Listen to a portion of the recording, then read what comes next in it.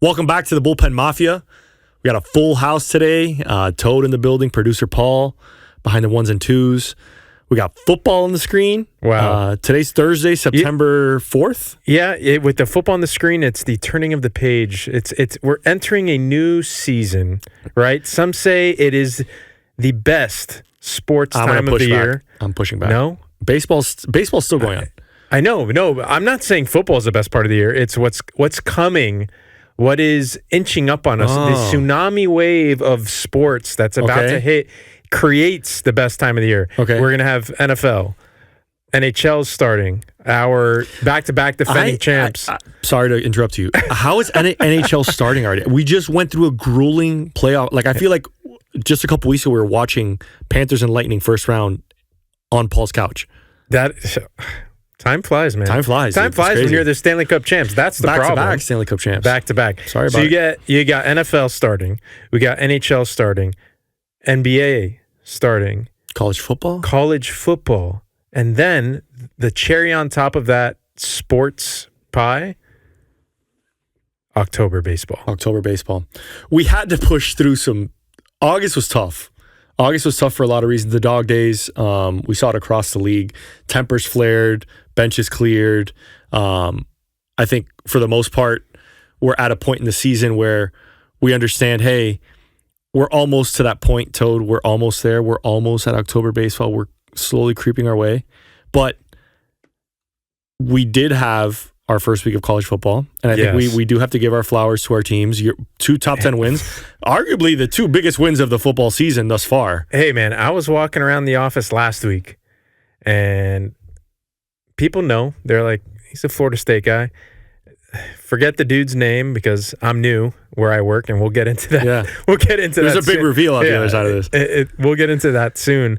But we're in the elevator together. I think his name's Ryan. I think. Ryan, you're on the hot seat, buddy. We're in the elevator. He's like, you're a Florida State guy, right? I'm like, yeah. He's like, you excited for this weekend? You got Bam. I'm like, dude, would you be excited if your team won 2 games a year ago? He's like, no, probably not. I'm like, yeah, I'm just. Elevator doors open. Yeah, Ding. He walks out. See ya. And then I bump into him on this Tuesday after the long weekend. I'm walking around doing the chop. He's like, what happened to you? Last week you're the most pessimistic guy ever. And I'm like, no, I never a doubt. Never a doubt, bro. What are you talking about? That's Seminole football, baby. But yeah, unexpected. We're going to get into some unexpected MLB headlines eventually, but unexpected. Tallahassee was buzzing. It's great to see. Stadium was packed. Yeah, great to see Doak at its full capacity.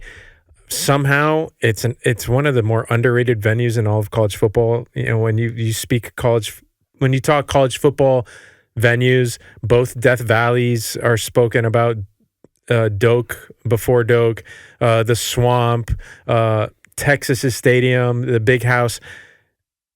And then Tallahassee, great place. You've been more than once. A great place to watch a football game. Great place. I was super impressed. And I think it's cool to see Florida schools back on top. I think our boy, the Bear, Chris Felica, said the first time since 2006 that Miami. All 3 are in the top 25. And Florida State are in the top 15. Top 15. Oh, excuse me. Thank you, Chris Felica. Yeah. So Florida State went from unranked to, I think, 14th, arguably. Something 14, like 15, that. Something like that. Florida's right around there. Miami's top 5 in some publications. And Miami almost choked.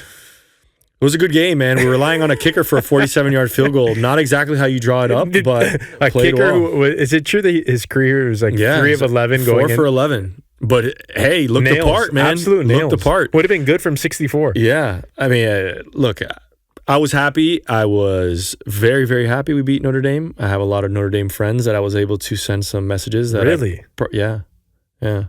Well, no, I mean, my brother's got a couple Notre Dame friends, a couple guys I went to Duke with. Our friend Dato Tyler? Dato's Northwestern. Yeah. Okay. Yeah. But Ben went to Notre Dame. Ben went, I think maybe he's an FSU law. Guy. Yeah. He's an FSU guy. I don't know. Depends on when you ask him. Depends on what season it was. So we're happy for our teams. Florida State, Miami. Now they play a couple of I don't know who we play. We play Bethune. You guys have another get right game. But we do have a collision course coming up soon, October 4th. Miami's got USF, Florida, and Florida State. So we do the whole Florida tour. Careful with the Bulls. The Bulls got Florida this week. Wait, the Canes have USF and the Gators before FSU? Yeah. So we do USF. That's a W for FSU. USF, UF, bye week, Florida State. Oh, but you get the bye before Tallahassee? Yeah. Yeah. Okay. Yeah, interesting. Yeah, we're just talking I've just college been football. too dialed in on baseball to Way even know. too dialed in. This is, like you talked about, we are entering the apex of Major League Baseball. Division races, for a lot of intents and purposes, are kind of buttoned up, I would say. There's like about 20 games left. We're on September 4th, so yeah, roughly 22 games left. We are inching towards the finish line, and the playoff picture is a little bit clearer. Yes. Well, now with the thing is with the playoff picture is it used to be a lot clearer when it was one wild card team. Now we added 2 more, right? So it's like teams are never really out. But that's a good thing. Yeah, because teams like the Marlins and a few other other teams who have fizzled D-backs. out. Excuse me, the Reds, Giants. Yeah, they still have a pulse. They have a pulse, but the teams that have kind of fizzled out, they have big games now at the end of the year because they're playing these teams who are trying to clinch. Like the Marlins just took 3 out of 4 in New York to kind of spoil the Mets' party after sweeping Philly. And now the Marlins, after the Labor Day series in D.C., they got Philly, a playoff team. Then they got the Nats for 4. But then they have another playoff team coming in. The Detroit Tigers might be trying to clinch the AL Central at Lone Depot Park. It's crazy. That's an intriguing matchup. They're here more often, but it's a team that's really doesn't play in Miami ever. And then after that, they go on a long road trip. But then the last final series of the year at home at Lone Depot Park against the Mets. Yeah.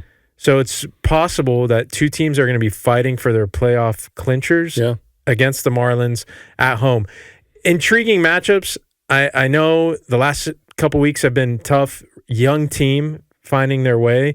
But if you need a reason to come to the ballpark, man, some of the competition they're playing is going to be among the highest level in MLB right now. And like you mentioned, it's going to be clinching baseball, right? So you're presumably going to see teams' aces. They're going to try and line up their postseason rotation. So it's going to be interesting to see how these teams approach South Florida. And again, the Marlins haven't exactly been a team you want to come and face down here, right? We saw the Yankees get swept down here in South Florida. It's not a place, it's been a house of horrors for a lot of different teams. The Mets, that last weekend of the season, I hope the Mets are in good position because I would love nothing more than the Marlins to spoil the Mets parade. And granted, we've done it before. We've done it before. Dontrelle Willis. We've done it before. I'd venture to say if we get the opportunity, we're going to do it again. I'd love to see the Reds sneak into that last playoff spot. I think the first 2 wild card spots are kind of ironed out with the Padres and on top of all that, it's a great experience for the young players. Playing in good environments. They're going to be playing in good environments. It's going to be tense. All the pressure won't be on them, but I think it's a great taste of the future state of the Marlins. Like, hey, we got a taste of this. Like playing against October teams in September, big games, big moments. I want to be on the opposite side of this, right? I want to be where they are. That's going to be the mentality, right? But it's been a great year. It's not over yet. No, and I think we've certainly surpassed expectations. I think from where I sit, and I think this is a perfect opportunity to have our big reveal because we are talking about the Marlins. But Toad is gonna, you can say it. Yeah, I'm breaking news for the not breaking news because it's been 3 weeks already, but. I crossed the border, crossed the line. After Mafia meetup, some things happen, and I work for the Marlins now. There you go. Rip the Band-Aid off. Toad's a Marlin. Now when I say we, I really mean it. Yeah. I'm allowed to say we. You're in the building. You are in the building. You're in between. You're not in between the white lines, but you're close to the white lines. I'm close to the white lines. You're closer than anybody here. I get to go in the field pregame. Yeah. Do you get a ring for when we win the next World Series? Man. Let's put that in the universe. Absolutely. You're getting a ring. Can you imagine we start an episode like that? It's just going to be Toad holding the ring into the camera. Wow. We're closer than we think. I really do. I really do think we've been preaching that since before this all happened. So this was the sequence of events from the start of the season, having Kyle Seeloff on. We had John Jay, who was a former coach of the Marlins, who spoke really highly of some of the folks in the building and the players on the team. Then we had Gabby Sanchez. We had Tommy Hutton, who are intimately close to the organization. This has been building. This isn't something that happened overnight. Peter Bendix had a plan. I think it's come to fruition. And Toad was part of the plan. Yeah. In the World Series video, that's going to be one of the catalysts. Yeah. But yeah, look, I'm super happy for you. Obviously, I think it was a long time coming. I think you wanted to be back in sports, and you found your way back. Yeah, it's been a surreal whirlwind of a ride. A part of me sometimes when I'm driving up and parking in the Lone Depot Park lots, it's every day is like a pinch me moment. And I was candid about this before. I really never thought I'd get back into sports.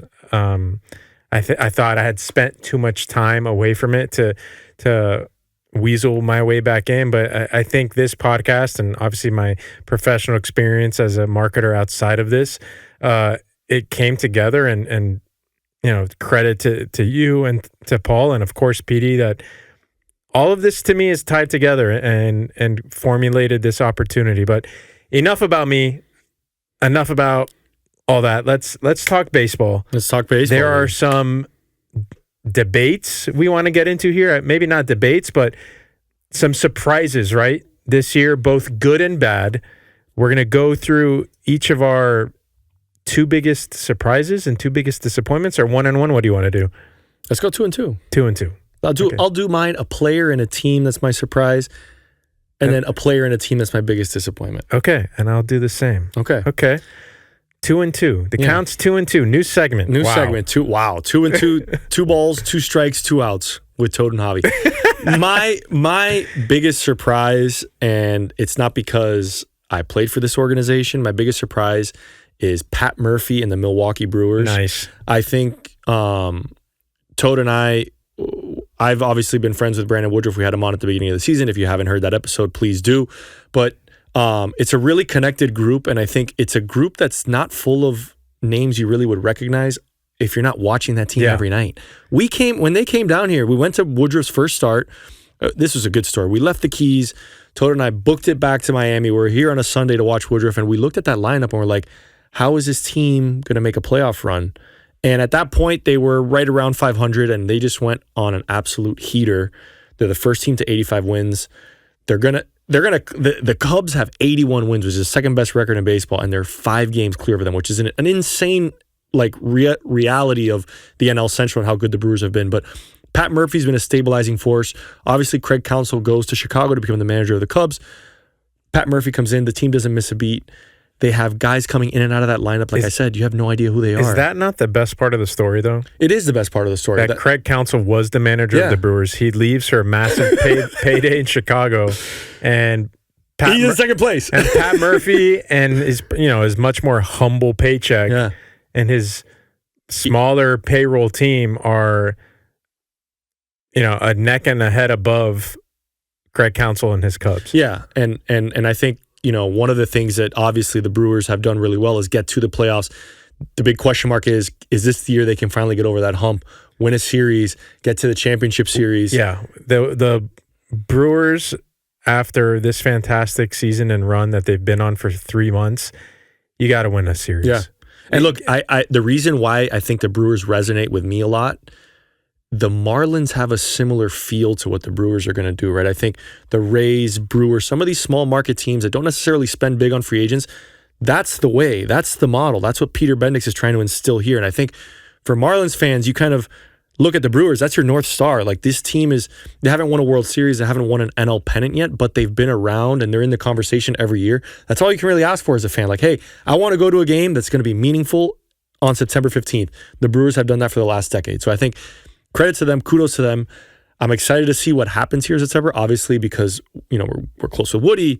We've talked about one day we're going to get up to Milwaukee for a playoff game, but I think this is the year the Brewers finally get over that hump. That's my biggest surprise of the season. Okay, yours? That was a great spiel right there. Yeah, pro Brewers. I'm actually wearing the Brewers. The Good Vibes Only. Good Vibes Only. Our friends baseball. At Rake Baseball Company. Okay, I'll go surprise team first, or disappointment. Surprise team first. I'm going to give you 2. Ooh. The Detroit Tigers, end to end, being AL Central leaders. At no point in this season, maybe for a week, I think when Kansas City or Cleveland got within like 7 games of them, that maybe they looked over their shoulder for a second when they themselves, the Tigers, had lost 7 in a row or something. But it's baseball. Everyone, you're going to have a valley at some point in your season. But that team, Tarek Skubal, Riley Green, Colt Keith, a lot of up-and-comers, new household names. AJ Hinch in the dugout, a veteran manager who's been in the World Series, knows October baseball more than anyone. I would venture to think that Tigers fans aren't surprised, right? Like, they went on a really great run deep into the playoffs last year, and they've done a tremendous job of carrying that momentum into this year. So when we thought about this segment, that was the first team that came to my mind. Like, no one expected that kind of domination from beginning to end. Yeah. And my second surprise team, I'm merging these because I know there's a player and a disappointment I think I owe you too. The Toronto Blue Jays. I know they pay some of their players a lot of money, right? Like, they're not afraid to cut the big paychecks. But when you're just talking AL East baseball, the Orioles were a sexy pick before the season started. The Yankees, of course. The Red Sox were a dark horse candidate for some. And no one, even the Rays, right, with their pitching staff and their penchant for sneaking into the playoffs, no one was giving the Toronto Blue Jays any sort of daylight, any sort of kudos. And here we are. They control their destiny. They own the tiebreaker over the Yankees and Red Sox. They've won the season series over both of those teams that they're, I think, 3 or 4 games ahead of right now. But, man, and I went to a game in Toronto. You did? Year. Yeah, I did. It's a great stadium. The renovations are awesome. But, yeah, I'm going to merge my 2 biggest surprise teams into Toronto Blue Jays and the Detroit Tigers. Now to the other side of the coin. Actually, no, we got to talk about players. Okay, right? Surprise players. Let's go to disappointments. Disappointments. Are we doing a player or a team? No, I don't like to trash the players. You know, we're pro player. We're pro player podcast. Okay, I'm not trying to be a big Marlins homer here because give your my disappointment. Yeah, I'm not trying to be a homer. I know they've kind of owned us this year or played very well against the Marlins this year in head-to-head matchups, but overall disappointment. Brian Snitker and the Atlanta Braves. I'm going to leave it there. Retweet. You know, I don't want to get too into it, but I think it's no surprise there.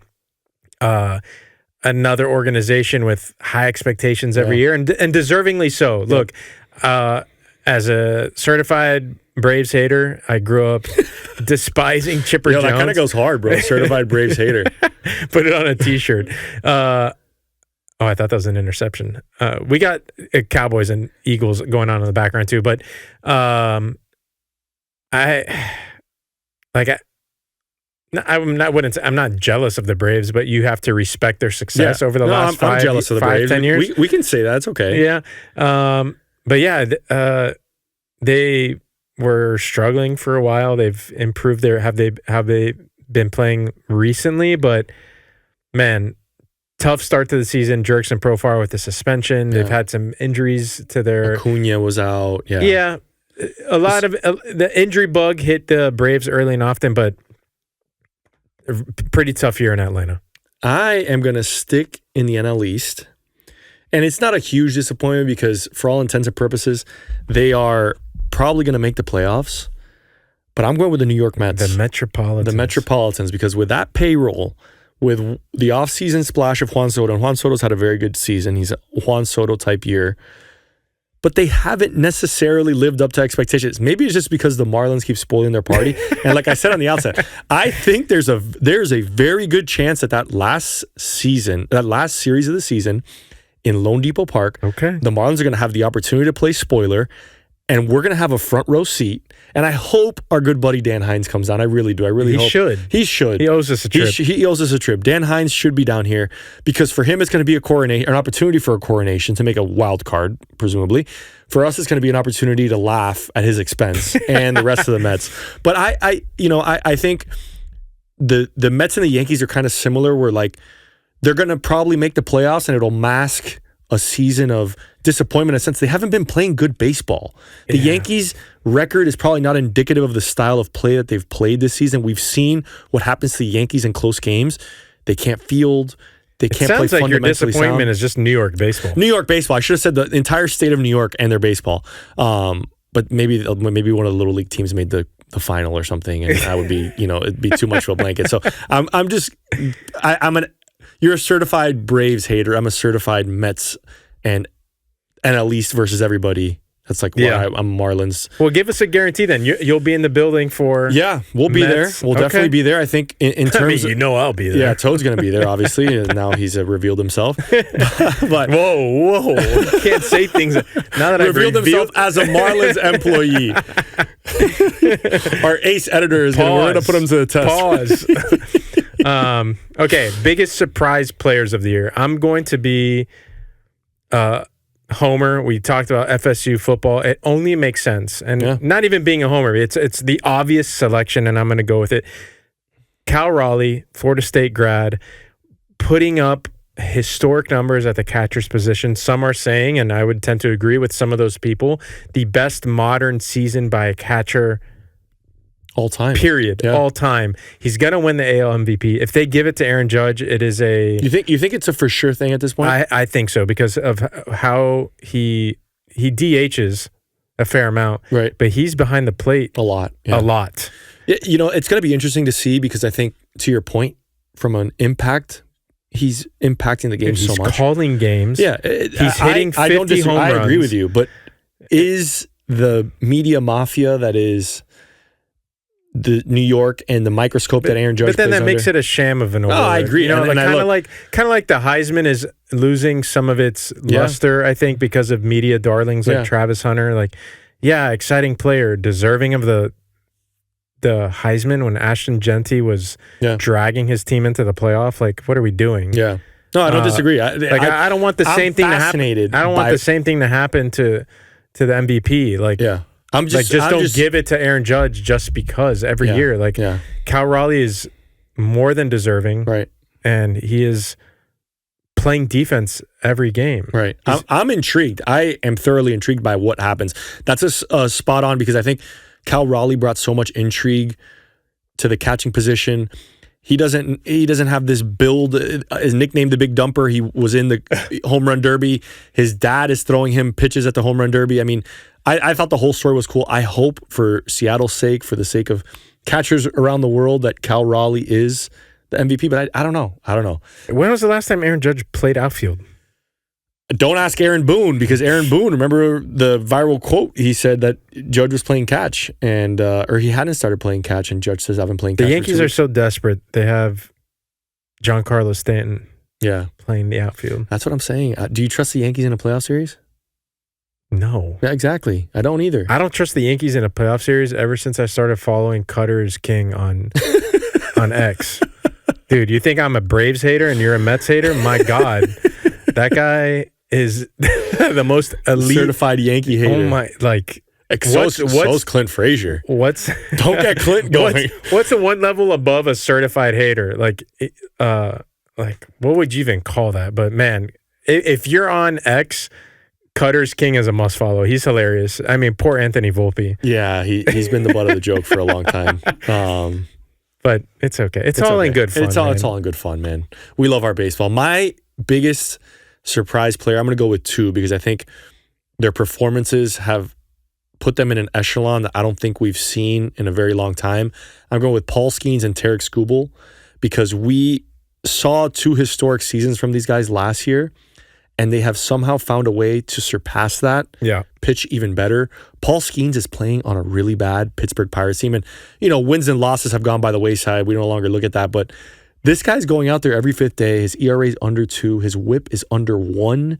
I mean, just quality start after quality start, giving the Pirates... Makes it look too easy. Makes it look so easy. That was my next point. Both of these guys are pitching at such a high level that it looks like it's literally video game. Yeah. It's a video game. We're lucky in Miami. We're so lucky, man. That we got Skubal, we got Paul Skeens on opening day. And hopefully, I'm hopeful because I've never seen him in person. I hope we get to see Skubal at the Lone Dome. With Lone a chance Depot to Park. clinch. That'd be so cool, man. That'd be amazing. Right? Yeah. Power left. You've never seen him in person. I've never seen him in person. I mean, you see him on TV, and again, everything just looks so easy. He's always throwing. It never looks like he's under pressure. I mean, the most pressure he faced this season was at the All-Star game. He gave up a home run, right? I mean, he gave up a couple of runs in the first inning. But are you running out of breath there? I felt like I was choking. But those two guys, if you are a young baseball fan and you want to be a pitcher, as you have a righty and a lefty option, you can emulate. They take their work really serious. Yep. They want to be workhorses. They pitch every fifth day. They go deep into games. So those are my two biggest surprises. We just got to get Skeens in the playoffs. That's the thing, right? Like when it's always like, it's kind of like the Trout thing. You have the best, he was the best player in baseball at the time, could have made it to the playoffs. Skeens is the best pitcher, but it just goes to show you, like, you need other parts around these guys. It's not a individualistic sport. LeBron ain't carrying the Tigers to the playoffs, dude. So maybe they should put Jerry Jones in charge of the Pittsburgh Pirates. Yeah, Jerry Jones. See what happens. Don't let Jerry Jones near your favorite team. Pirates players won't get their incentives either. Yeah, there you go. Oh my God, that's a producer that's Paul a from the Rafters. Interesting topic, man. That's all right. A hot seat for both of us. Okay. Playoffs started today. Who's your World Series champ? Ooh, man, my World Series champ.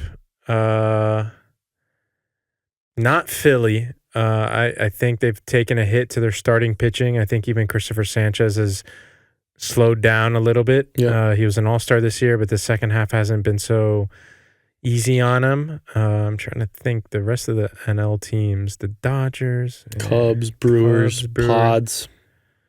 Man, you know what?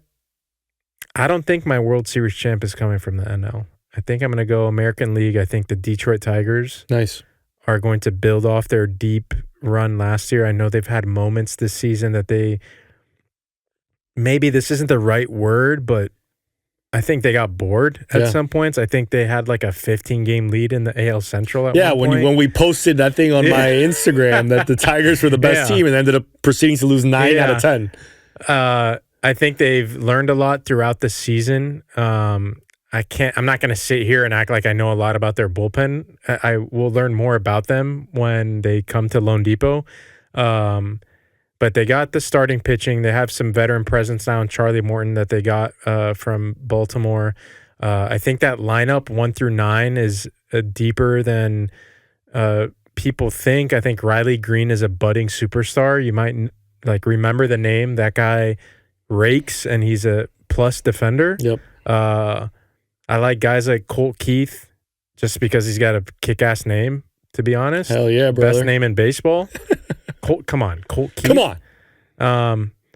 Spence Torkelson at first. What a potential for a comeback player of the year. But I'm giving that award exists in Major League Baseball. It does, yeah. Okay, I'm giving it to Kyle Stowers, but if I wasn't, if there wasn't an AL, whatever, you get it. Dude, you're probably gonna get a vote here soon. Now that you work in baseball. What? Yeah, if that's the case, Marlin is winning every single award, baby. Okay, who you got? World Series champ. The Brew Crew. Ugh. I'm financially vested in this Brewers ball club. I saw them play when Woody came to town. I said, today's the day. I placed a couple futures bets on them, a couple more now that it's gotten, they've gotten better and they've shown that they're probably the best team in baseball, at least from a wins perspective. But I love the Brewers. I think obviously we'd love to have one of our good buddies win a World Series. He's been a big catalyst. That's not to say I really struggle between the Padres and the Brewers. If we asked Bob Nightingale and we brought him on, he'd be pounding the table for the Padres. Going with the Padres. He's riding with the Padres no matter what. But I do think that the World Series champ comes from the National League. I think there's a lot of firepower in the National League. I mean, if the Mets are your 6th seed, that's a pretty tough It's going to be murderer's bracket. row. The NL teams might beat up on each other. That's the thing. That's my worry do they beat up on each other? But I think there's going to be intriguing matchups on both sides. Unbelievable matchups. Because you look at the AL East. The AL East, three teams are going to make it. Right. And then the Central, the Tigers. Just the Tigers. And then the West, is a toss-up right Astros. now. Houston and Seattle. Seattle's scuffling right now. Bad The case. Rangers all of a sudden are in the playoff picture Yeah, again. man. You got that final wild card spot. It's going to be a mad rush to the end. Can you imagine a Yankees-Red Sox series in the playoffs? That'd be great. That'd be yeah. Well, bring us back 15 years, set us back. We got a lot of great stuff coming up. And look, we've beat the table for what's been a fantastic baseball season, both locally, nationally. The Marlins have surpassed expectations. We're thrilled. We've done a ton of work with them. We've been at the forefront of this Marlins resurgence. We're thrilled to have guys like Seeloff, Gabby Sanchez, Tommy Hutton, all speak so highly of this organization. Yeah. We're going to continue that. We're going to keep working with the Marlins. We want baseball locally to take reign. It's important to us. It's important to the Marlins. It's important to the people who listen. We know you guys are out there. You guys have engaged with our posts. The Marlins fervor is out there. We didn't that post. We got organic, 75,000 views, and we're gonna post some more stuff that we think might get some more engagement out of you guys. But we're thrilled, to be not only in South Florida, which is one of the capitals of baseball, I would say, at least internationally. We got the World Baseball Classic coming next year. It's an exciting time to be a baseball fan. Exciting time to be a Marlins fan. And sorry, didn't mean to stutter there, but there are still opportunities to get out to the ballpark this year if you are local in South Florida and in Miami. Yeah. Don't take these matchups for granted. No. Again, we got 3 playoff teams that we can play spoiler, the Miami Marlins, and maybe ruin a couple seasons. Have people limping out of Lone Depot Park disappointed. Yeah. I know these young guys are going to be hungry to play spoiler, so why not head out to LDP, the Lone Dome, as Clayton McCullough likes to call it. Support these guys because you know what's going to happen? The baseball season's going to end. The Dolphins are going to disappoint you. And you're going to think to yourself, man, I really wish I could watch a Marlins game right now. So before you No excuses. Before you get to that moment that you're 3 missing baseball teams. and Marlins baseball, head out to Lone Depot Park. There's about... If you see us, let us know who your favorite Marlin is. Yeah? Because we've gotten a lot of great comments. I think one of the great things about that post, our favorite Marlins, is there's so many different options.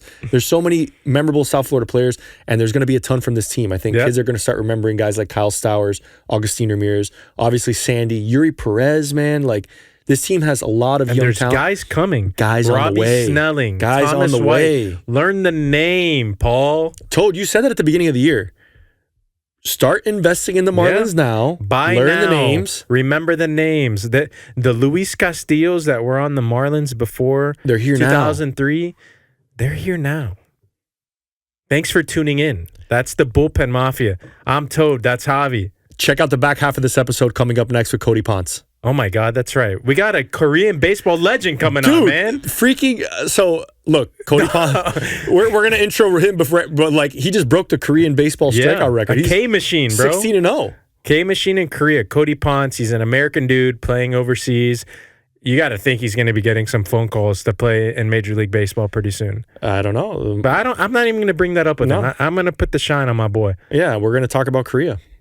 Yes. So, Cody Ponce coming up next. Stick around. All right, ladies and gentlemen, boys and girls, I'm gonna get us started. Welcome to the Bullpen. There's no better intro. I was going to lead in, and our guest coming live from South Korea. We have a time change. What's up, everybody? We're working with the largest time change the Bullpen Mafia has ever worked with. The power of the internet. The power of the internet. It is 11 hours difference. It's 10 in the morning down here in South Florida. We are joined by Korean baseball star, good friend of the program, Cody Ponce. Cody, welcome to the Bullpen Mafia, man. 감사합니다. It's an honor to be here. I mean, Javi, you and I have gone through the trenches together back in the days, and I'm just honored to be a part of this podcast. I'm happy for the both of you guys and what you guys have kind of put together here, and let's get it rolling. I'm ready for everything that you guys got. Keep it going, dude. We were here for you, but now you're here for us. I love it. That's right. Cody, let's dive right into the baseball, man. You're setting records in Korea. What has happened? What's turned on for you? What's this season been like? What's been the the different factor that's really transformed your season this year so far? There's been a few factors from the last 3 years to now. One is obviously my wife being, my biggest supporter. Also having her and my brother-in-law, we don't need to say his name on this podcast because this is not about him. But yes, you can keep that. We're gonna ask you about it. We'll get there. We'll get there. But them being able to kind of show me what recovery looks like, preventative work looks like, activation looks like, and all the extra work that they kind of put into their bodies and how they activate and get ready for the season, along with just dealing with all the little minor stuff through the season. That's been like one of the biggest transitions, I think, the last 3 years of just not just being a baseball player, but trying to create my body to be like the best athlete that I can be. So you're not showing and going anymore? You're not showing up to the park just ready to go right after grabbing Taco Bell in Helena, Montana, dude? We're a long way from Helena, Montana. Dude, Helena, Montana was a headache for me. I found out at 21 years old, I was allergic to cats. Never knew I was allergic to cats in my entire life. My host parents had cats, and I was having the worst allergies of my entire life. And I would go to the ball field, take Claritin, and I'd be like, wow, that's so much better. And then I'd go back to the host parents' house and I'll be like, this is terrible. To then only get on my mom on the phone and be like, Mom, I'm having the worst allergies I've ever had in my life. And she's like, are you taking Claritin? And I was like, yeah.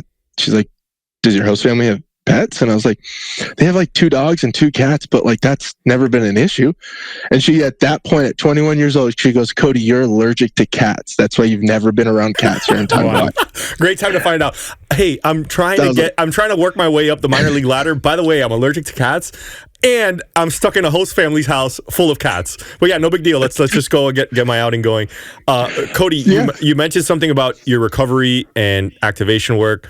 In terms of getting your season going, you're now at the latter part of the season, right? You've had a really good season. You set the record, as Toad mentioned. You're the strikeout king of Korean baseball.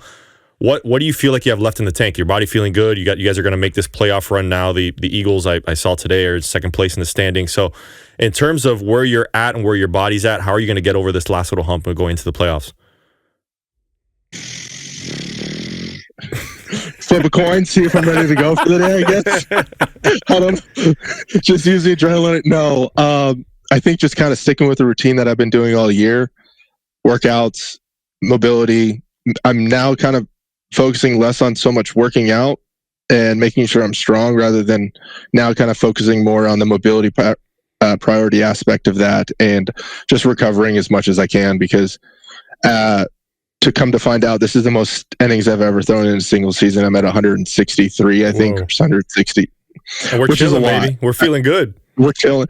We're an old man now, Javi. I don't know about the whole feeling good part. It's not March anymore, brother. We're not coming out of spring training feeling like a fresh chicken. We're in the heat of it, but I'm definitely having a lot of fun out here, and I think that's also been a big part of my success, is just being able to be the kid that you knew in Helena, Montana, and with the Timber Rattlers and with Brevard County, just like being able to be a little bit more free and have a little bit more freedom and just be me. And I think that's just allowed me to kind of have a bigger smile on my face than I always do. Cody, you do have quite the personality, man. This is our first time meeting. How have South Koreans welcomed you? Obviously, there's a language barrier. You introduced yourself and said thank you, I'm assuming, or maybe good morning in Korean. How has the language barrier been in your transition from the U.S. to playing overseas? And for a lot of people who play overseas, a lot of people talk about the Asian culture. How's that impacted you as a baseball player? I think that the first 3 years in Japan kind of set the precedent for me, allowing myself to learn how to understand that there are certain boundaries that we can and can't cross. Whereas, like in Japan, I wasn't allowed to go to any what they would call onsens, or like bathhouses, because I have tattoos. So because of my tattoos, I wasn't allowed to go into the bathhouses. Whereas in Korea, it's kind of just like hands off. Like if you have tattoos, like not a big deal. You're part of the team and you're more than welcome. So along with that comes like all the translations issues that kind of come along with Right. everything, because like they can be like no, and you're like Hanwha Eagles, Hanwha Eagles, and they're like, oh okay, please come in, you're no problem, you know. But yeah, I mean, Koreans definitely speak a very good amount of the English, Okay. and they, as long as like you try to speak Korean with them, and I've been trying to learn the language as best as I can and as fast as I can since I've been out here, because I had 3 years to learn Japanese. So now I've only had, 6 months to learn Korean. So obviously we all learn the bad words first, especially just like when you're learning Spanish and you're hanging out with all your Latin guys on the bench every day. You learn how to say all the bad words rather than learning how to say, hello, my name is. You learn how to say kick rocks, It's like it's a little different, but no, everybody on this team's been so welcoming. They've been teaching me so much. I have 2 or 3 guys on the team that speak fluent English, so when I don't have my translator with me, they're also my translators, and they allow me to kind of be able to communicate better with my other teammates who aren't able to understand the English in which we speak and how fast we speak it. How was that first mound visit? Did your translator go out with you? Was it one of those situations where everyone was speaking and you had no idea what was going on? I was like, what? I looked down and was like, what? But my pitching coach actually speaks decent English, and he'll come out to me and he'll just say a joke. He'll just be like, hey, and his like number one joke that he always says is, hey, I really need you to put some more effort into your pitches. And I'm like the first time he said it, I was like, are you kidding me right now? I was like, okay, you got it, bud. Like, no problem, champ. That's exactly what I'm trying to do, is take off all the intent on my pitches. And then like come to like after the inning, he came up to me and he's like, did you like my joke? And I was like, oh.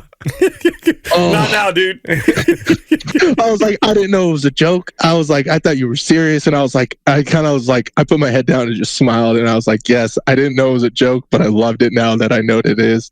So every time he comes out to me, he's like, need you to try a little harder. And I'm like, yes, sir. No problem. What's been the biggest difference between American baseball, Japanese, and now Korean? Or is it really the same sport, just 11 hours apart?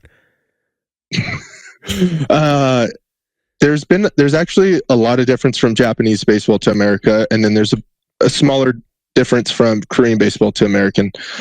Japanese baseball I would say, has a lot more practice time. I mean, if you guys have ever spoken to somebody who played in Japan, you get to the ball field and everybody's already taken early BP, early ground balls, early bunting practice. I mean, it is all day, every day, as much as they can. And then before the game, they do in and out.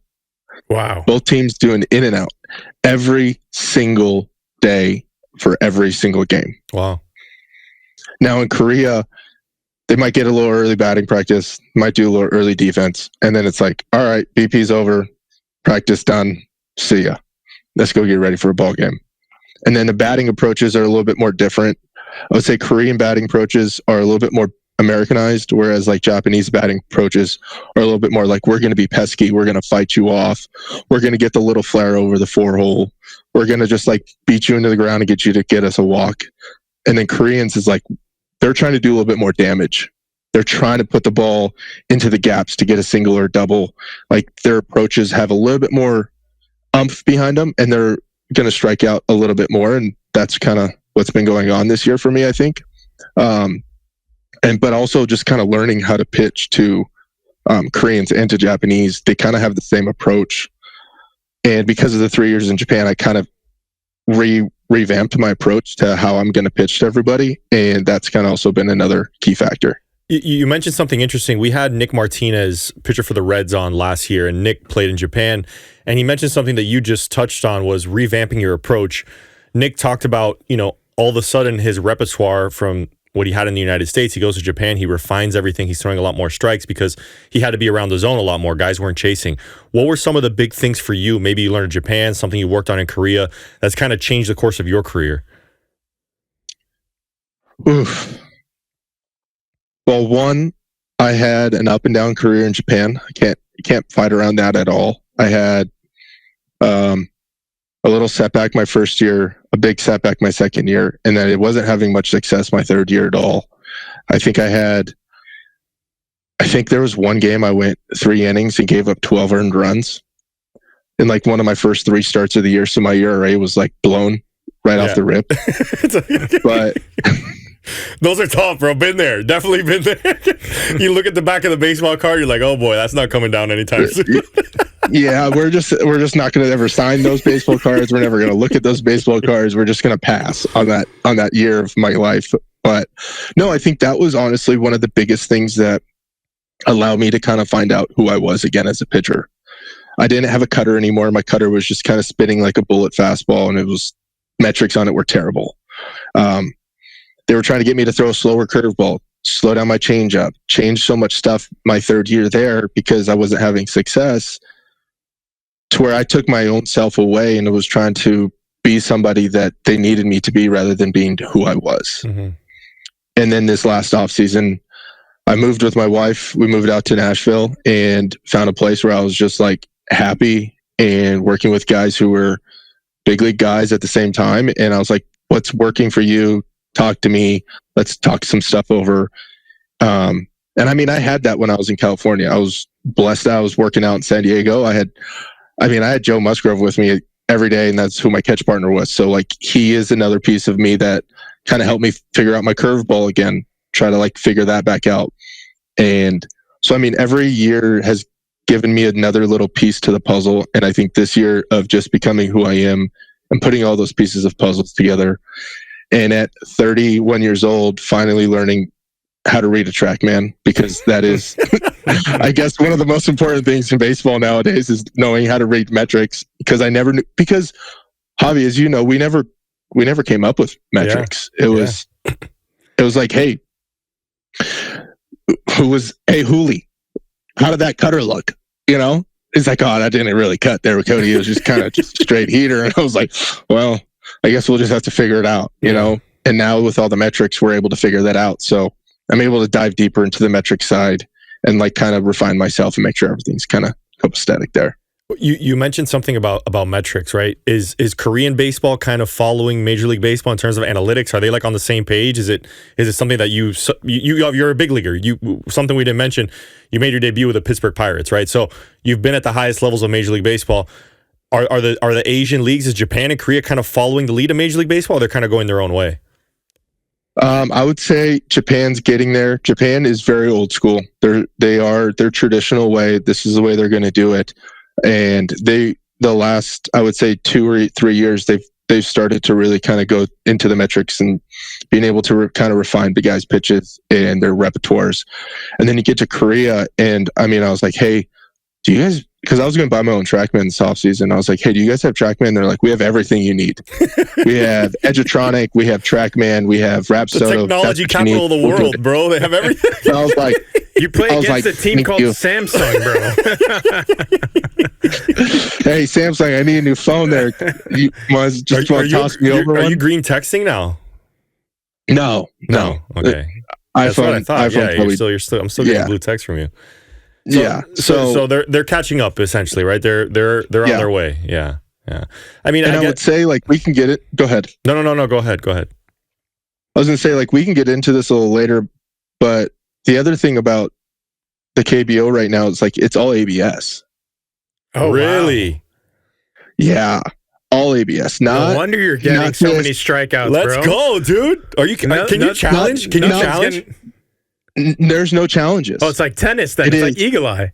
So it's just automatic. Oh, it is. Every stadium has Eagle Eye. Every stadium has Eagle Eye. Every stadium has their own ABS. Every ABS is a little bit different.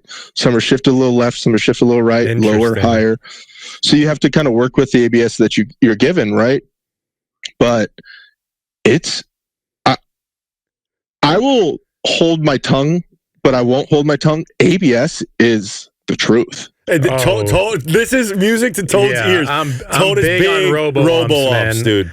But admit it, you have to miss chirping at umpires, do you not? I always just like I was like a guy like, hey, little off. Yeah, it's a little off. I don't know about that one. You know? Okay. Is the umpire behind the plate? Is it similar to what we had in spring training, where like it's coming into his ear and then he calls strike, or like is it the whole stadium hearing like some sort of beep or a noise? Like how does ABS? We don't have it, dude. So I think for me, I've always been like team umpire because I'm like, in my career, similar to your point, I like to chirp an umpire, dude. Like I want to know that the guy back there. It's like a song and dance. I know your zone. Let's work through this together. But ABS is going to be the future, right? Major League Baseball is going to adopt it here at some point. How does it work? Like, what are like you as a pitcher, when you go into a start and you have ABS, what does it work? Like, is the umpire in here? You can't say anything to the umpire. Can you get ejected if you question ABS? Like, what does that look like?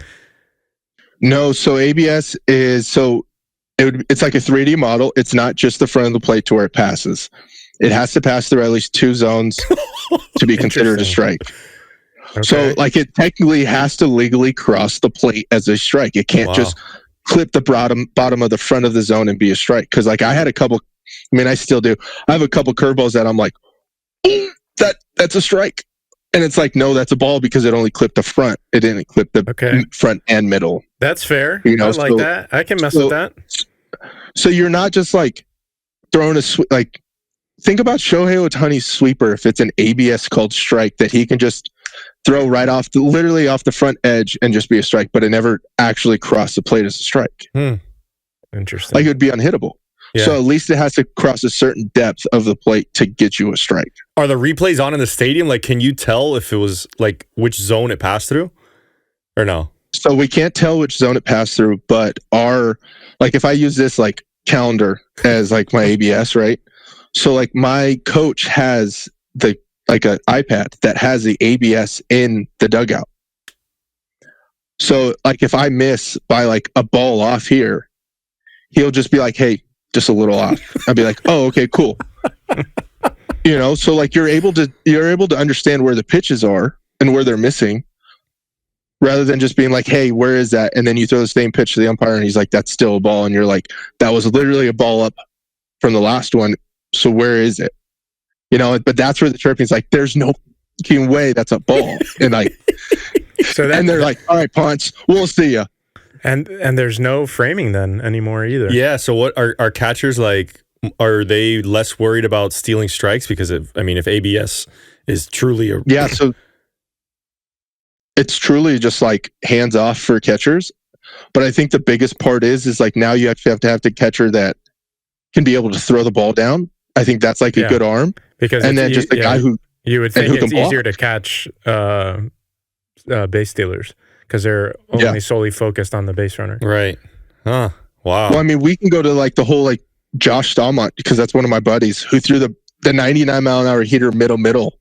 You know, it was like middle up, and it was called a ball by a regular umpire. Right. And it's like, where is that? And he throws the same pitch, just a little bit outside, and it's a strike. And it's like, well, both of those were strikes. Yeah.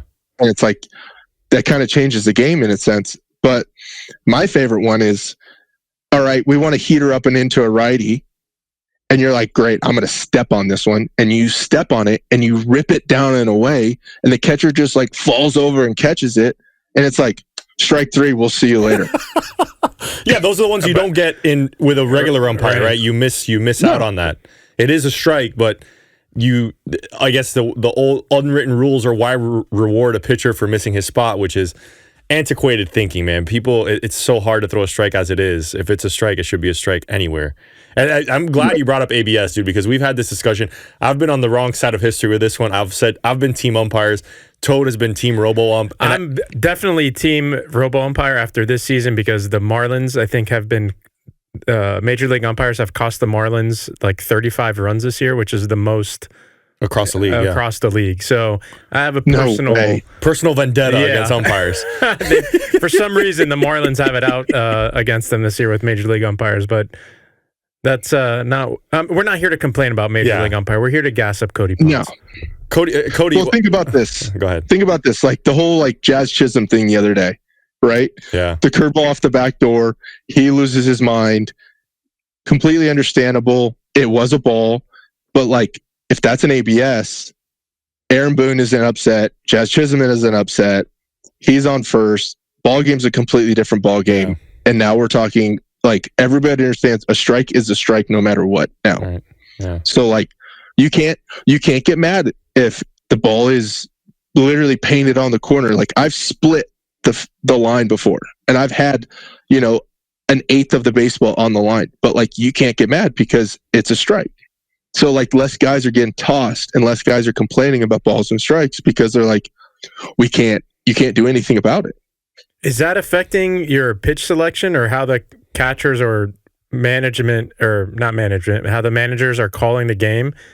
Is the ABS impacting that at all, or is how you're pitching is remaining exactly the same? I would say how I'm pitching is remaining exactly the same. Okay. I think when you do throw like that bastard slider that you don't get a swing and miss on, and you're just like, dang. And then you kind of like look over your pitching coach and you're like, was that a strike? And he's like, it was just this far down. And you're like, okay, I can throw that same pitch again.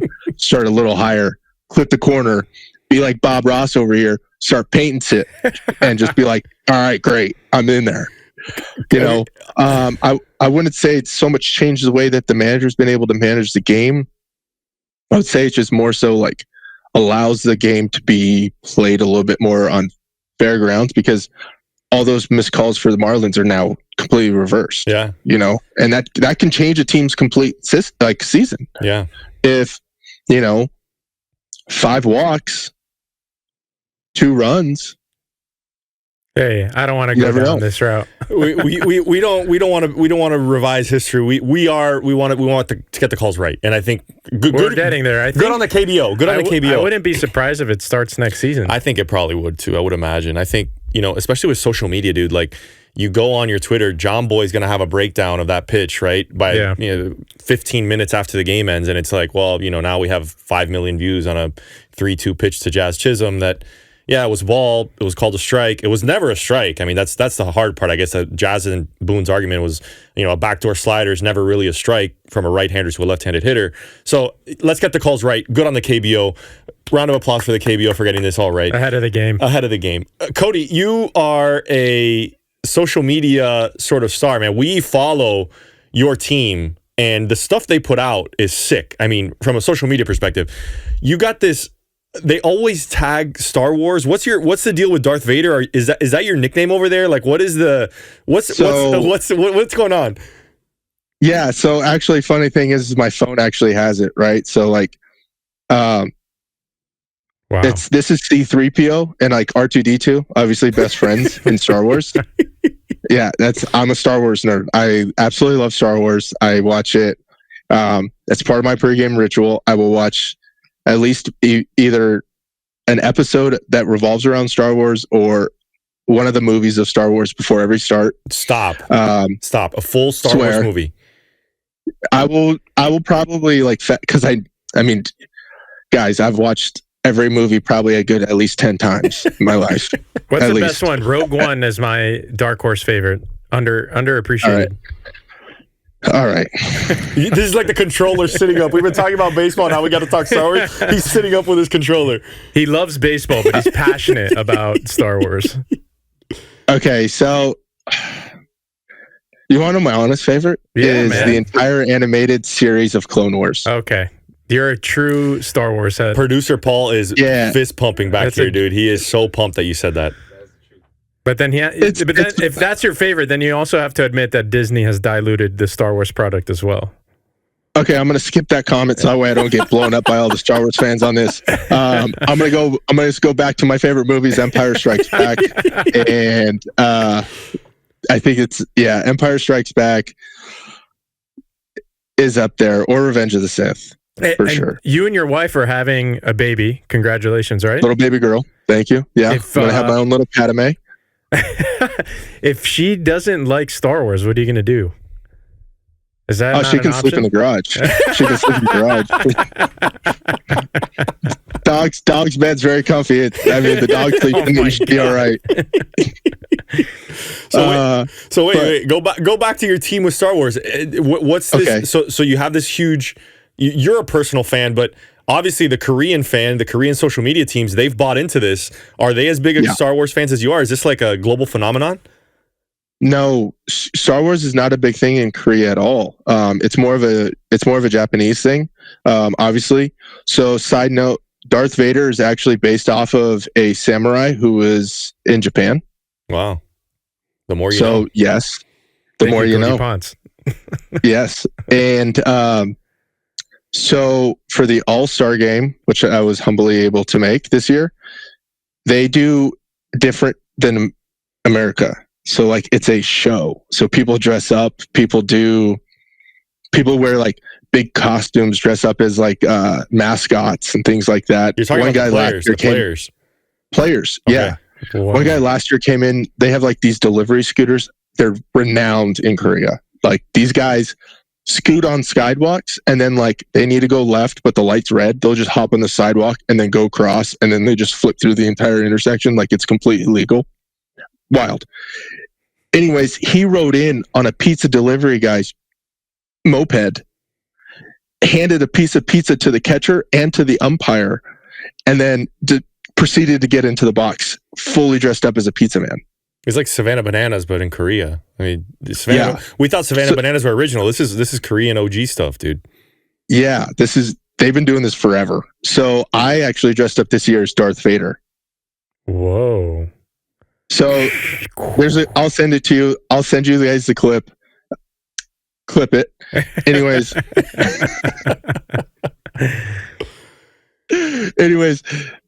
I walked out as Darth Vader, full mask, robe on my back, uniform obviously underneath, and I had a lightsaber in my hand and everything to the sound of the Empire. Dun, dun, The march, wow. dun, dun, dun, dun. Yeah. Oh, it was a legend. It was electric. And everybody's like, what's going on? And all you hear is Did you pitch in that? You threw real pitches so in a I Darth took it Vader. off. Oh. No, I couldn't do dude, that. would have been so sick. loose. It would have been. But I actually did a big tribute to one of my teammates. I proceeded to take the helmet off. My translator came out. I put on a Hyunjin Ryu jersey, and I threw the very first pitch of the All-Star game, left-handed, exactly in the same motion that he does.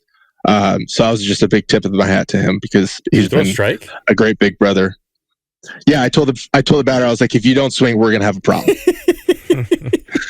No matter where it's at, it has to be a strike. And I was like, I'll groove you 2 heaters, next 2 pitches, not a problem.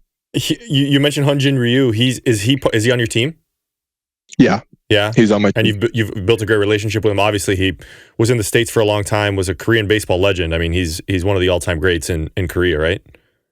Yes, he's an absolute legend. And I've learned actually more from him this year than I could have learned in the last 5 years of my career, from learning how to pitch with like 3 different curveballs, 3 different sliders, 3 different fastballs. And I'm like, Ryu, why do you do this? And he's like, well, if I throw this big slow one for a 0-0, then I can throw an 0-1 that's a little harder, and then I can throw the same exact pitch again and throw it even harder. And I'm like, we're over here just trying to rip curveballs that are spinning at 3,000 RPMs, and he's just trying to like 1, 2, 3. And it's like, oh, so you can have 2 different curveballs, you can have 2 different sliders, you can have 2 different changeups. So I was like, that kind of also changed my repertoire again. Yeah. To where I am now. And I'm like, dude, I never stop learning from him. One thing about your season, Cody, this has been a historic season on so many different levels. Just looking at from a stats perspective, I mean, obviously last week, the big headline news was you are now the strikeout leader, all-time single season record, surpassing the 225 strikeout mark. It's a historic achievement. Obviously, the Korean Baseball League, well known for its, having some of the best players imported to the United States. You're now the strikeout leader. You're 16-0, the first person to start a season 16-0 in its history. I think 14 was the original record set. You have an 18 strikeout game. This is all stuff that, again, you mentioned your journey in Japan, some of the setbacks you had. This has to be such a cool achievement for you, for your family, something that you can really hang your hat on. How do you go out there and have, first of all, the eyes of the entire nation, right? You are not a Korean-born player. You're a foreign player. You've broken all these records that were presumably held by Korean-born players. How important is it for you to carry that mantle, to have this sort of, token of, hey, I achieved something. I have something that no one can ever take away from me in these record books. We hope nobody does. We hope nobody takes away that 228 strikeouts. That's still going, right? You still have a couple starts left. That number's going to keep going up. How does it feel knowing that you have come into a league in your first season and set all sorts of these records? I'm very honored, very humbled about it, because last year I was in the minor leagues for 4 out of the 6 months. So, going from the doghouse to the penthouse, if you want to say that, it's been a lot. It's been, personally, a lot of people think it's easy. It's been a lot to handle because, there's, every time I stepped on the mound leading up to those 14 wins, it was like, can he do it again? Can I continue to go out there and do it again? And it's like one game after another. And then I tied the record at 14. And then the night before the 15th game, I couldn't sleep. I was so nervous, so anxious. I think I might have had 6 hours, 7 hours of sleep, which is nothing in baseball, as we know. We go to bed at 1, we wake up at 12 o'clock. Mm-hmm. And so all of these is just it's very heavy. It's something I'm proud of, but it's also something that I still have to go out there and continue to prove to myself that I deserve these records and I deserved what I've achieved, because I don't want to look back and be like, it was all luck. Well, yeah, no shit. Baseball's fucking luck. Either you're the lucky guy or either you're the windshield or you're the fly. Yeah. So, no, I think it's really been hard on me for sure, because every time you go out there and you're just yeah, I gotta prove, I gotta keep performing. And it's it's hard, but it kind of lights a fire underneath your ass to where you're I'm going to go fucking do this shit. I'm going to go out there and I'm going to be the best person that I can be. Not to be a better pitcher than the other pitcher, but to be the best Cody Ponce that I can be. And one thing my catcher told me this year, we can't end with this. This is just a little note, but he's you're not pitching against the other pitcher. So there's always the matchups, Ohtani versus Skubal, or Ohtani and Skeens, that just recently happened. And it's you're not pitching against them. You're pitching against the lineup that is in front of you, because you can't control, unless you're Ohtani, you can't control what the other pitcher's doing. You can't have any input on what our bats are going to do for the night.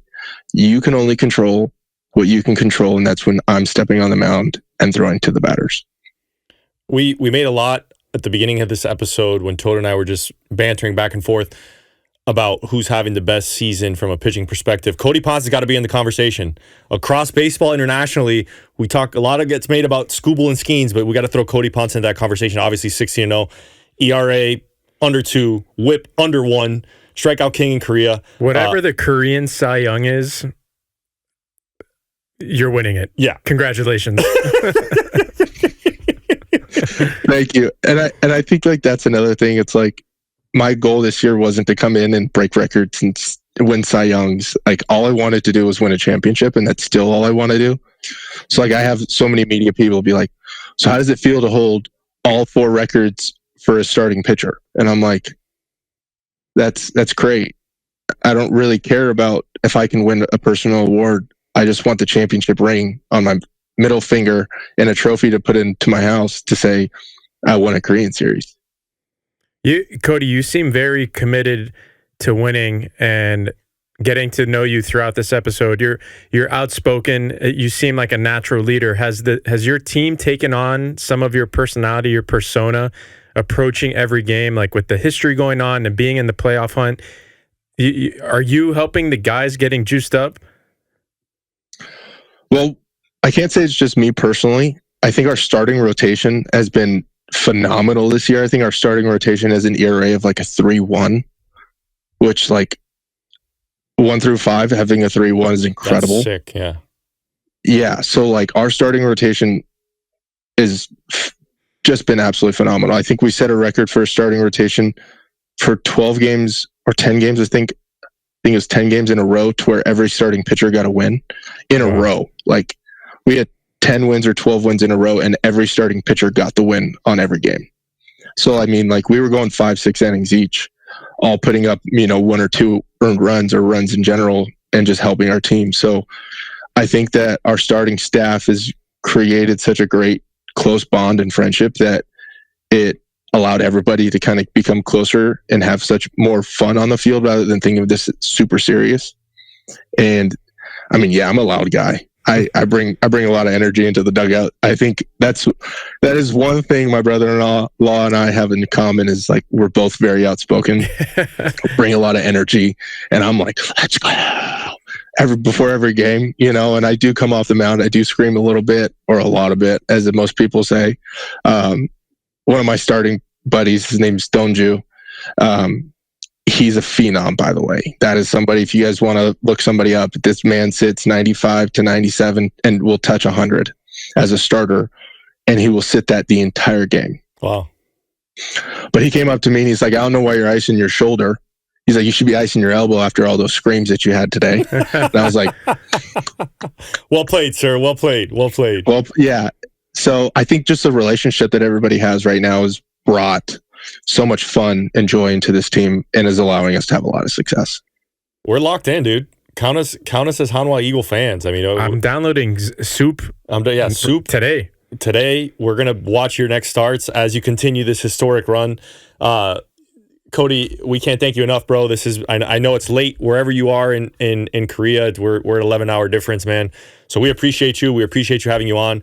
This historic run is the train is still rolling, baby. We still got a couple starts left. We are downloading Soup. We're gonna see if we can get some Hanwha Eagles merch. We're gonna get a jersey. We need the hat you're wearing. Is that the Eagles? No. Shout out to my Nashville Stars real quick. This is my one of my friends works for the Nashville Stars. She hooked me up with maybe one of the expansion team hats. Wow. Nice.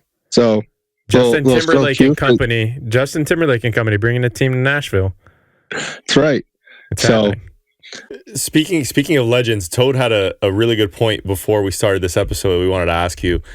You obviously your wife. We alluded to it at the outset. Your wife's brother. He's kind of a big deal. He's a tight end for the San Francisco 49ers, George Kittle. We wanted to know what's the Thanksgiving Turkey Bowl like, dude? Are you lining up? Is you got to man up with him, right? I mean, that's your guy. That's who you're covering. You guys are about the same size. No, I'm a quarterback. I throw the football. I don't put hands on that man. He's had to deal with Aaron Donald. Do you think he's gonna look at me, 260? He's looking at me like I'm a fucking. Excuse me for my language. No, it's all good, dude. A wet fucking towel. He's like, I'm just gonna throw you around. It's not a big deal. I'm like, George, listen. You can touch any part of my body except for waist and up, because this is what I have to use for a living. You know. I need my elbows and my shoulders. Don't put me into the ground and pancake me like I'm some type of rookie D end. Okay, I'm your brother-in-law. Have you ever had an Oklahoma drill with George Kittle? What would that look like if Cody Ponce and George Kittle lined up? And come on, you're a big dude. I dropped the fucking hammer on his ass. Absolutely. You just got to get him on a Monday after a game against the Rams, right? So make sure he's nice and beat up. You're in off-season mode. Catch him when he's not paying attention, dude. Blindside. Mondays aren't good. You go Sunday nights. Line it up. Let's go. Sunday night right after the game. Actually in the stadium at Levi Stadium post game. Fresh after the stadium. Let's get in the grass right now. 50-yard line. Let's ride. Somebody just say hike. Give me some pads. Are you inclined to draft him on your fantasy team? I don't play fantasy football. Side note. Okay. Crazy thing. Before I met Emma, I never gave a lick about football. Never watched it. Never played fantasy football. Didn't care. My Sundays were me cleaning my truck, me going out and skateboarding when I was younger, doing stuff around the house, cleaning, just being a little kid and not sitting in front of a television. So my dad and I never watched football. Sundays were actually about racing. We watched NASCAR growing up.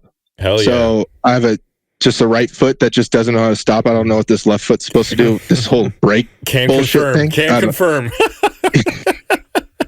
So when I met Emma, everybody's like, that's George Kittle's sister. And I was like, who the fuck is George Kittle?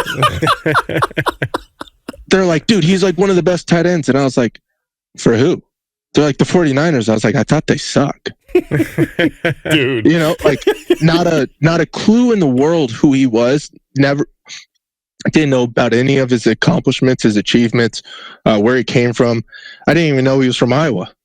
Like, Didn't care. That wasn't a worry. We went on our first date, and they were playing the Rams. I think they had well, we call it playoffs. They call it, I don't know, wild. I don't know what it is. The wild card round? The first round of yeah, wild card round. Yeah. And I think they were playing the Rams in LA, and I took him on a date. I came back the next day, and I got an elevator, and her and I were going down to go get breakfast, and he like hops in the elevator, and she's like, and I was like, looked at him like, okay, like, don't know who you are, fine, just hop on in. And she's like, brother, and I was like, oh, this is George, like, cool. Hey, how you doing, Cody? And Javi, you know how big my hands are. Yeah, I just like got in there, you know, and I was like, nice to meet you, dude. I was like, good luck today. I was like, I didn't know what else to say. I was like, you're just another man to me, you know, like you're a football player. Don't really watch or care about football at all. But now you're the biggest 49er fan on the planet, dude. You're on the sidelines. You're watching these. You know, George had this incredible run with the team, right? I mean, that's got to be cool for you. Are you gonna bring the 49ers to your teammates? I mean, you guys are, football season just kicked off here in the States. How is the locker room? Does the locker room really understand who exactly George Kittle is, and are you making him very well known in you know, some of your teammates? Everybody just, what's the best way to say this? Everybody knows who George Kittle is because they're like, oh, so like your brother-in-law has more money than you, and like they're like, so your brother-in-law's rich, you know what I mean? And I was like, yeah, like, and they're like, but he's a famous football player, and I was like, yeah, but like even to this day, I'm like, I don't really talk football with many people, especially over there, but like I already have. There's a TV in the locker room that I'm already kind of getting set up for Sundays. For us, it's Monday mornings. So I go click, and I can watch my NFL Red Zone because I have, you know, VPN. Thank you for VPN. I can watch and stream that all on YouTube TV. What a great Monday morning, dude. Imagine having NFL, waking up on Monday morning. Mondays are kind of the toughest day of the week, and you got NFL football, man. It's a nice way to kick off your week. Cody, we're going to get you out on this, man. You've been an awesome time for us. Obviously, I've known you for a very long time, but you know, you've had a historic season. Your club in Korea is looking to make a playoff push. What does Cody Ponce and his journey in Korea, like, this is a life-changing moment, right? You played 3 years in Japan. You've traveled the world. You mentioned that before we got on here. You've played in the big leagues. Like, you're only 31 years old. The next step for you is blank. Win the Korean series. There you go. I want a ring. I've never had a ring. I've had an opportunity to. I want a ring. No matter where it's at. I want to put that thing right next to this wedding ring on this middle finger, so when everybody sees me, I can just go like next to it. Flat out. That's it. And you guys are in good position to do it, man. That's yeah. We're gonna get our VPN going so we can watch the KBO playoffs. We got some completely KBO live to stream. There's an app called Soup, SOOP. You can stream it live without even having to worry about a VPN. Wow. Okay. Soup, SOOP. And Cody, why don't you tell the people where they can follow you on Instagram? I know we brought it up. You and your wife are very active online. You guys create content together. So where can we find you on YouTube, Instagram? Let our listeners know. Let me double check on my wife's YouTube real quick so that way I don't screw this up for everybody. Hold on, guys. You guys can look at C3PO and R2D2. Soup. We got to download Soup. SOOP. We got some Korean. Remember during COVID, Korean baseball was like the only thing on TV. If you can bet on it, it's on TV in the United States. Yeah.